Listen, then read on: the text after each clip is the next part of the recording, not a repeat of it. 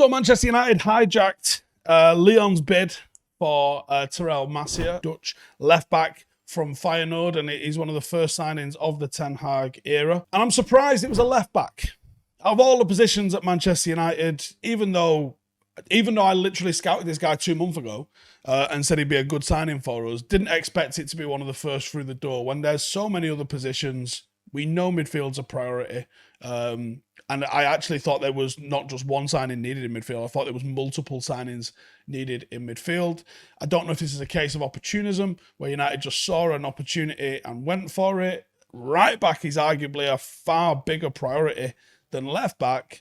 You know, we had two players that I think we could all agree, not perfect players, arguably a third who's been out on loan, that could have done something at left back, at least in the interim, while we sort out the absolute nightmare in other positions.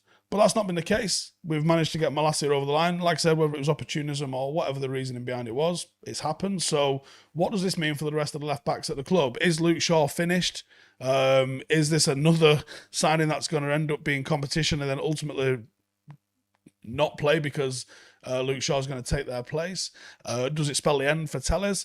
Well, I think it probably spells the end for at least one of them. We'll get into that one. So we did a video, and I'll link that down below, exploring exactly what Malacia is going to bring. So I'm going to make this one less about him. But go and check that one out if you want to know more about him. But it's clear to see that he's been very good for Feyenoord last season. Played 32 times in the Eredivisie. He only got 1 goal and 4 assists, but you have to bracket that with the amount of chances he was creating, which was phenomenal. Compared to the other defenders in the Eredivisie last season, most shots, most take-ons, most successful through balls, second most final third passes, third most tackles, third most touches in the opposition box. Like we said, Joe, absolute perfect modern day fullback. 85% pass accuracy, 6 duels, 1.6 successful take-ons, 1.6 successful shots, creating a chance every single game. When you compare that to what we was getting out of Luke Shaw, he played 27 times for United last season. Had a bit of a tussle with Telles for the starting left-back spot. Arguably lost that and decided to go and get surgery towards the back end of the season. Even though he had a strong finish to the 2021 season, he really struggled last season. Registered 0 goals. He did get 3 assists. But I do wonder whether one 6-month spell in 8 years is anywhere near the return that you need from a so-called, and I've seen people write this, Roberto Carlos world-class left-back. For me, it's not. Summer is coming and the sun is shining, shirts are off, and your balls are smooth. You heard that right. Your friends at Manscaped are here to make your beach balls as smooth as Floridian sand. In summer, you want to kill some cold beers and the barbecues and not kill the vibe with your pubes peeping out all over your shorts. And that's why Manscaped has got the Performance Package 4.0 to keep the party in your pants looking crisp and refreshing all summer. Dive headfirst into summer by joining the 4 million men worldwide who trust Manscaped, and get ready for hot guy summer by going to manscaped.com and getting 20% off and free shipping with the code Howson. Get it done. And again, there's political things at play here. Does this now mean Shaw will be moved on? He's on significant wages, somewhere in the region of 200, 250k is what's rumoured. Significant wages that, I'm not sure what Malacia is on, but I imagine it's not 250k. Luke Shaw was flying until he suffered a horrific injury, which, he never fully recovered from, never really got the bravery back in his game, never really got that sort of tenacity and spark back in his game. And even though that 6-month period was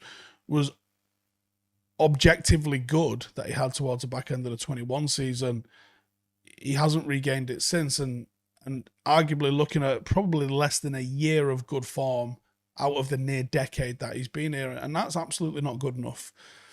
There's rumours about what he does in off the field, what his commitment is, and what his motivation is, and I can look at somebody like Ten Hag and I go, I don't think he's having that. I think he's demanding just a little bit more from his players, and should demand a little bit more from his players.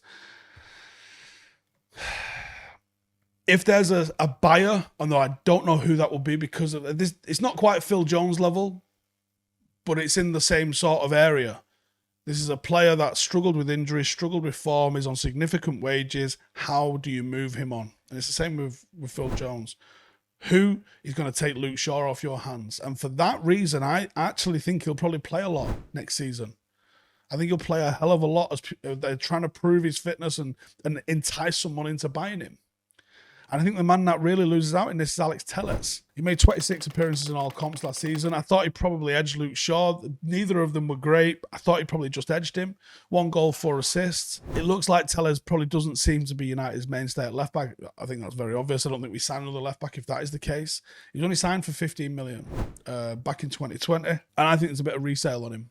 And I think you could probably get him moved on. I think he's probably a more attractive prospect with more buyers than Luke Shaw, and for that reason, he'll be the one that gets sold.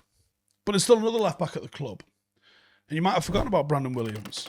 Went on loan to Norwich, who were relegated. He played 29 times, 0 goals, but he did get 1 assist. A lot of talk that he would never be good enough to be a starter for Manchester United, but he did. He did manage to take Luke Shaw's place at one point when a lot of people were raving about Luke Shaw. He took it. He was the reason Luke Shaw was out of the team. He forced his way in there. Now, I like Brandon's attitude, but there is a ceiling to his ability. I'll be shocked if he's ever world class. I think there's a Premier League level player in there, but I think it's probably bottom half Premier League. And there's no shame in that. I think his grit and tenacity can elevate him and give him good games, but I think there's concentration, and just raw quality in the final third, which I think that he's not on the same level as someone like a Malacia, for example. I do imagine if you moved on Telles now and you were looking to move on Luke Shaw in the near future, but probably couldn't do it this season, but maybe you managed to get him out next season. With the likes of Fernandez coming through, having Brandon Williams as a backup to someone like a Malacia is probably quite good squad management. Fernandez isn't ready to start yet. And even though he's 19, he's pretty tall, he's having rave reviews, I think Alvaro Fernandez is certainly one that you could look to in the future, but he's not there yet. Maybe he goes out on loan this year while you've got Luke Shaw and you've got Brandon Williams as your backups there to Malacia, if that's how it ends up being.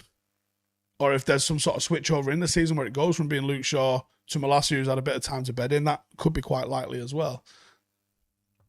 Maybe you send Fernandez out on loan. You keep Brandon back. You've got good options there at left back. You've got cover. And you're having an eye on maybe Fernandez to go toe-to-toe with Malacia in a year or two to really see who could be our best left back and take us into the next sort of generation. Malacia is a really good player. I'm not sure he necessarily starts, but I think his arrival and the emergence in the future of Alvaro Fernandez is definitely going to signal the end for probably both Telles and Luke Shaw. And maybe this is what United need to be. There's too many hangers on that have been provably not good enough for the club that have just been allowed to extend contract after contract after contract. And we find ourselves 5 years deep without a trophy, approaching 10 years without a league win. And it ain't good enough. Manchester United, if they want to get back to the top, have to start being ruthless in all areas. And that starts with keeping hold of the deadwood.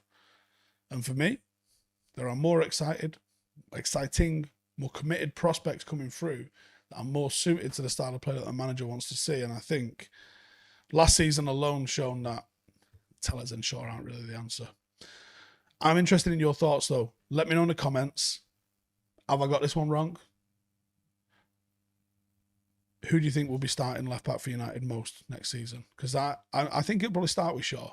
I think it'll probably quickly switch into somebody else. Malacia likely taking that place by the end of the season. Give us your thoughts in the comments below. I'll catch you in the next one. Real fan ownership, real fan input, real fan change, real fan power. 50 plus 1, we can go better than that. 100 plus none.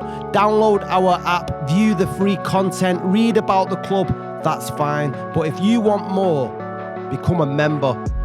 To vote, to go behind the scenes, to make an impact, interact with a global community around the world, influencing how we grow, where we play, club ethics and values. The more members we have, the faster we grow. Support the club, run the club, own the club.